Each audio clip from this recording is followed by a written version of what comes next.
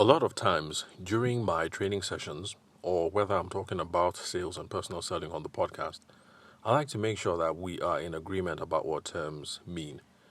Now, sometimes people think that that's just being pedantic and I'm just being unnecessarily picky. But the thing is, if we're not exactly clear about what we mean when we use certain terms, then it makes it difficult for us to gauge where we're heading and what goals we're achieving. And so it actually is important how we define words, and we have to be very clear about what terms mean. Because if we're using the wrong definition, we might be making progress in our heads when actually we've only made very little headway. Now, one example that I'm going to give right now is a client that I work with who is in the automotive space in Abuja. And we've been talking about copy and promotional material and stuff like that he can use to drive business. And regarding one of the strategies that we were discussing, he said it was a good idea because it would help him to increase his client base. Now, when he said client base, he actually meant the number of people who reach out through the website and the blog to make enquiries. Now, this is the point where I start getting nitpicky, and some people might be frustrated. But the thing is, actually, in that circumstance, what we're getting is are not clients. But what we're getting are prospects. Clients are people who have already bought your product or service, and you have an ongoing commercial relationship with them.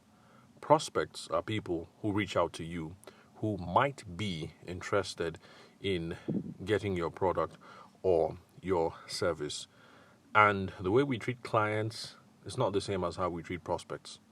And I've also made a podcast recording about that in the past, about how for clients, the kind of conversations that we should be having with them are retention conversations.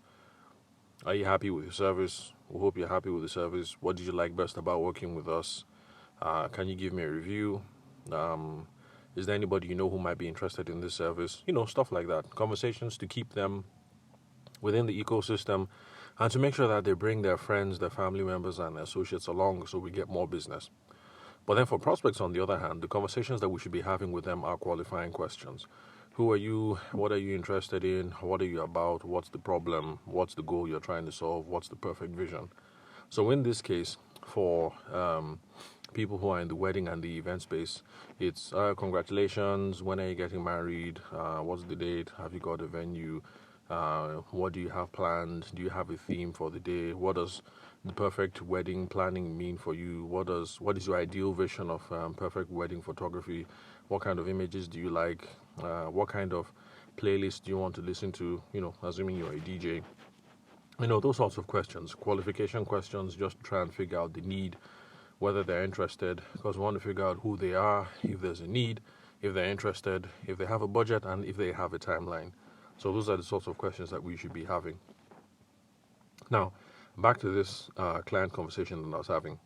So, if you say that a strategy is good because it increases your client base, psychologically in your mind, you think you're making progress because in your mind, you now have a larger client base. And so you think you've arrived when you wake up one day and you see, let's say, 200 inquiries in your inbox. You think you're doing good. But actually, you're not, because that is not your client base. Those are just prospects. Now, that is still progress. It's just that if you have it at the back of your mind that you have gotten 200 progress, you know that there's work to be done, and you know that what you should be asking, the kind of questions you should be engaging in, the kind of conversations you should be engaging in, rather, are qualifying conversations. So, this is one instance where it's absolutely important that we're clear on what it is that we mean when we talk about in business context. I mean, when we're having personal conversations with our kids or with our spouses, we can be loose with some terms. When it comes to business, it's absolutely clear sometimes it's absolutely important that we're clear about what some things mean. So a prospect is a prospect, a client is a client, and don't kid yourself into saying you have a healthy client base when actually what that means is you have a good prospecting base. So making progress with the prospecting base is actually good. It's nothing to sneeze at. and it's something that we should aim for. But I guess what I'm just trying to say is, in trying to improve our businesses, whether you're a wedding photographer, wedding planner, videographer, or you sell cars, or you sell shoes, or you sell inverter batteries, we have to be absolutely clear about what our terms mean. Because when we're clear about what our terms mean, we can accurately gauge where we're heading, what the yardsticks are, what the goals are, and what the next clear steps are. And yeah, so that's it pretty much why I'm here making this recording today. So let's be clear on what the terms mean so we don't delude ourselves into thinking that we're making progress that we haven't actually made. So thanks for listening to the Sales for the Nigerian Wedding Industry podcast. I'm your host, Abuja-based sales consultant and event media professional, Davishima George Aide. Thank you very much for your time and attention. I'll catch you guys at the next recording. And remember, if you derive value from this, like, share, subscribe, so that you can, or you can do so at any podcasting app or podcast catcher that you're using. Just look for the icons and follow the directions.